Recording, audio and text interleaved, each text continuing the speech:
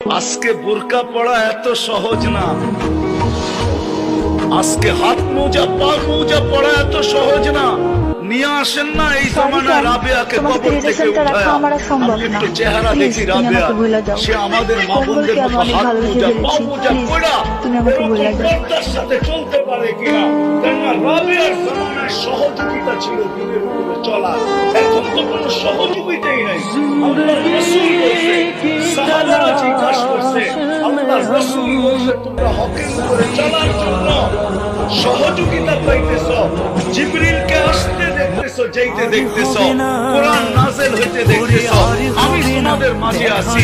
এক জমানা আসবে তোমাদের আমল একটা করবে, তোমাদের যে 50 গুণ বেশি সওয়াব পাবে। আমাদের মা বোনদের ভিতরে রাবেয়া বসরির চেয়ে বড় আল্লাহ আছে। হতে পারতো যদি মেসেজ